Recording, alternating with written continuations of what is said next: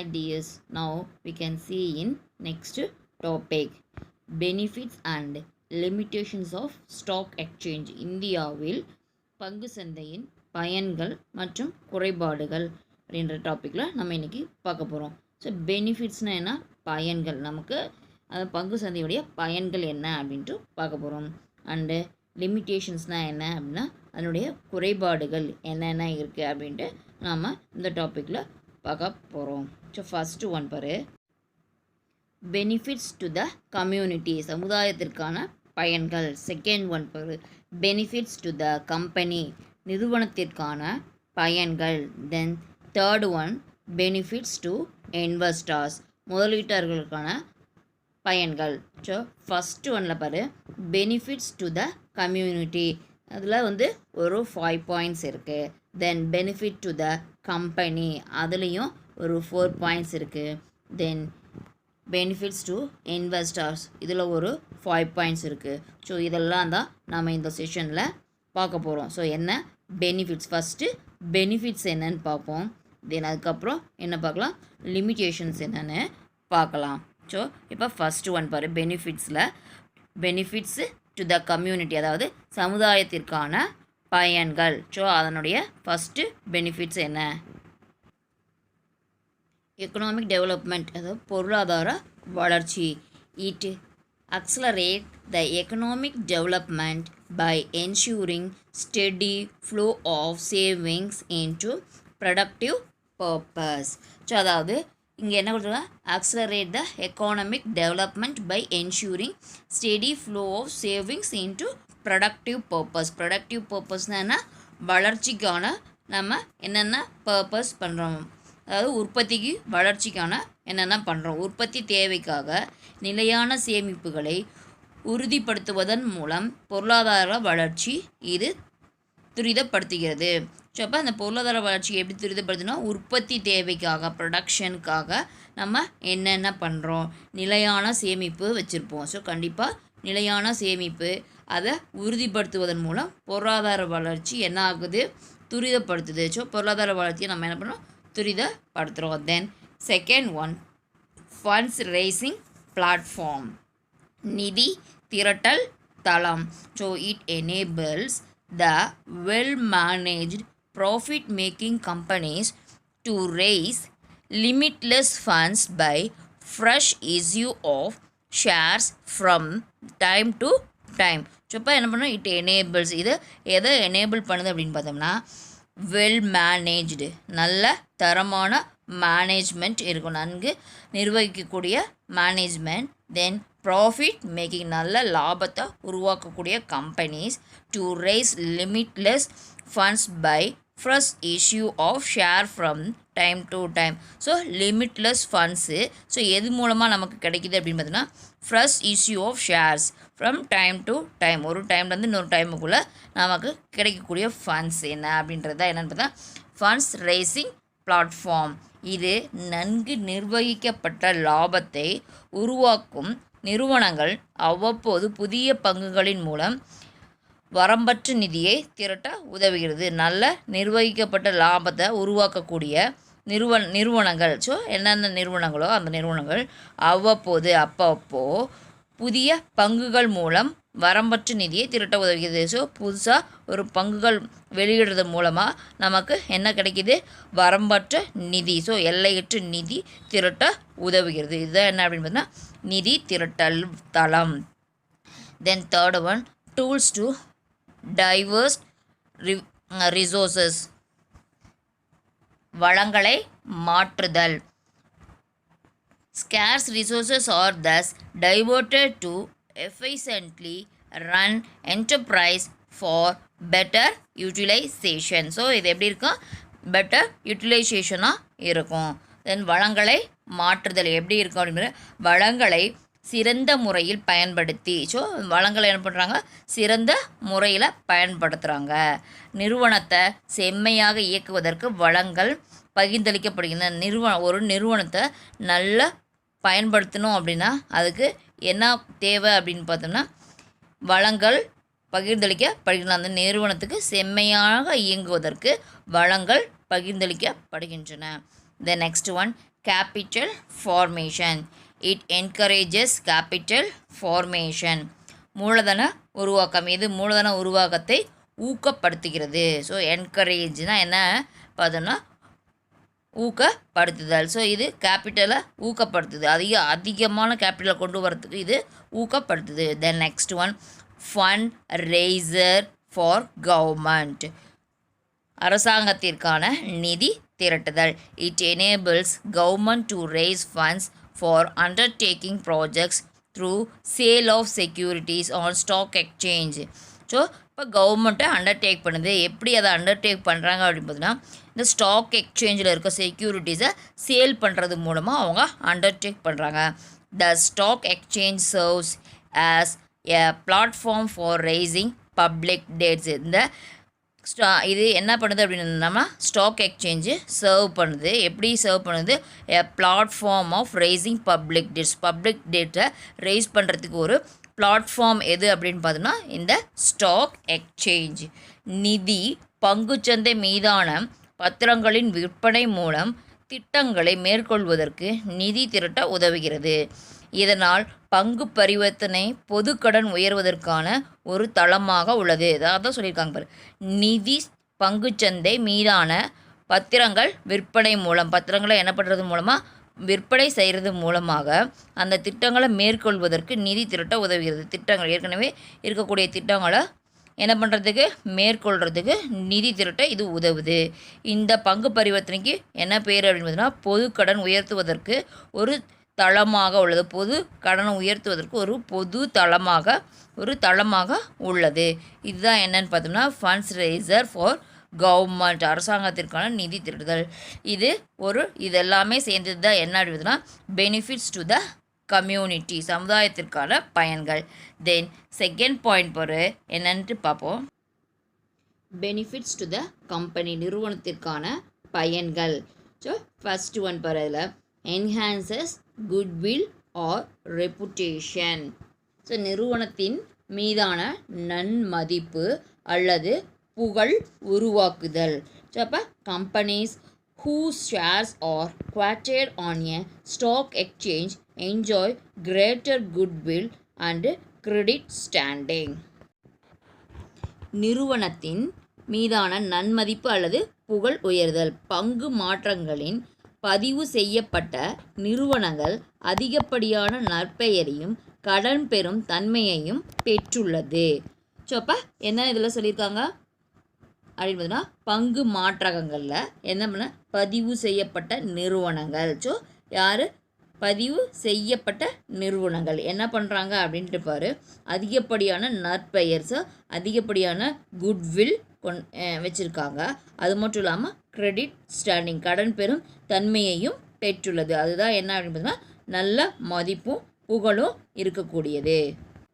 தென் white market, விரிவான சந்தை. So there is a wide and ready market for such securities. இந்த மாதிரியான செக்யூரிட்டிஸ்க்கு எப்படி இருக்கும் மார்க்கெட்? விரிவாக இருக்கும். வைட்னா விரிவாக இருக்கும். அது மட்டும் இல்லாமல் ரெடியாக, உடனடியாக அதை சேல்ஸு அண்டு என்ன பண்ண பர்ச்சேஸ் பண்ணுறதுக்கு ரெடியானதாக இருக்கும். பங்குகளை விரிவான சந்தை தயாராக உள்ளது. பங்குகளுக்கு என்ன விரிவான சந்தை தயாராக இருக்குது. Then next one, raise huge funds, பெரும் நிதி திரட்டப்படுதல். Stock exchange can raise huge funds easily by issue of shares and debentures. So huge fund அவங்க கலெக்ட் பண்ணுறாங்க, ரைஸ் பண்ணுறாங்க. எப்படி அவங்களுக்கு ஈஸியாக கிடைக்கிது அந்த ஃபண்ட்ஸ் அப்படின்னு பார்த்தோம்னா, by issue of shares and debentures. ஷேர்ஸும் டிபெஞ்சர்ஸும் நம்ம இஷ்யூ பண்ணுறது மூலமாக அது நமக்கு கிடைக்கிது. அதாவது எப்படி கிடைக்கிது? ஷேர்ஸ்னால் என்ன? பங்குகள். தென் டிபெஞ்சர்ஸ்னால் என்ன? கடனீட்டு பத்திரங்கள். ஸோ பங்குகள் மூலமாகவும் கடனீட்டு பத்திரங்கள் மூலமாகவும் சந்தையில் எளிதான பெரிய நிதியை பெருக்க முடியும். சந்தையில் எளிய முறையில் பெரிதான நிதியை பெருக்க முடியும். இதுதான் என்ன அப்படின்னா ரேஸ் ஹியூஜ் ஃபண்ட்ஸ், பெரும் நிதி திரட்டப்படுதல். தென் நெக்ஸ்ட் ஒன் பாரு, இன்க்ரீஸ் பார்கெனிங் ஸ்ட்ரென்த், பேரம் பேசும் வலிமையை அதிகரிக்குது. So companies who shares raise in the stock exchange command high bearing power in the event of further expansion, merger or amalgamation. ஃபர்தராக expand பண்ணும்போது அங்கே என்ன நடக்கும் அப்படின்னு பார்த்தோம்னா அதிகபட்சமாக பார்கெய்னிங் நடக்கும், பேரம் பேசுகிறது நடக்கும். ஸோ அது எப்படி நடக்கும் அப்படின்னு பார்த்தீங்கன்னா ஒரு ஷேருடைய வேல்யூ அதிகமாக குறையுதுன்னா இவ்வளோக்கு கிடைக்குமா இவ்வளோ கிடைக்குமான்னு கேட்கக்கூடியது. தென் ஃபர்தர் எக்ஸ்பென்ஷன் எப்படி அது ஒரு மெர்ஜ் பண்ணுறது மூலமாக ரெண்டு கம்பெனியாக ஒரு கம்பெனியாக பண்ணுறது மூலமாகவும் அல்லது அமால்கமேஷன் ஒரு கம்பெனியை ரெண்டாக பிரிக்கிறது மூலமாகவும் அது கிடைக்கும். என்ன பண்ணுவாங்க, பார்கெயின் நடக்கும். ஸோ கூடுதல் விரிவாக்கம், இணைப்பு அல்லது ஒருங்கிணைத்தல் ஆகியவற்றின் காரணமாக அதிக பேரம் சக்தி பெற்று நிறுவனங்கள் பங்குகள் விற்பனை எண்ணிக்கை அதிகரிக்குது. ஸோ கூடுதல் விரிவாக்கம். ஸோ ஒரு கம்பெனியை என்ன பண்ணுறோம், எக்ஸ்பேன்ஷன் பண்ணுறோம். ஸோ ஒரு கம்பெனியாக ரெண்டு கம்பெனியாவோ அல்லது ஒரு கம்பெனியாக நிறைய முதலீடு போட்டு ரெண்டு கம்பெனியாக பண்ணுறதோ அல்லது இணைப்பு அல்லது ஒருங்கிணைத்தல். ஸோ ரெண்டு கம்பெனியை ஒன்றா சேர்த்துறதோ அதுதான் என்ன சொல்கிறாங்க, அமால்கமேஷன், மெர்ஜர் அல்லது அமால்கமேஷன் அப்படின்ட்டு சொல்லியிருக்காங்க. ஸோ அது பண்ணும்போது அங்கே என்ன நடக்கும் அப்படின்னு பார்த்தோன்னா பேரம் பேசுகிறது நடக்கும். தென் நெக்ஸ்ட் ஒன் பாரு, இதெல்லாம் சேர்ந்தது தான் என்ன அப்படின்னு பார்த்தோன்னா பெனிஃபிட்ஸ் டு த கம்பெனி, நிறுவனத்தின் பயன்கள். இந்த 4 பாயிண்ட்டும் என்ன, நிறுவனத்தின் பயன்கள். Then next benefits to investor, முதலீட்டாளர்களுக்கான பயன்கள். அதில் ஃபஸ்ட்டு பாயிண்ட் பாரு, லிக்விடிட்டி, நீர்மை தன்மை.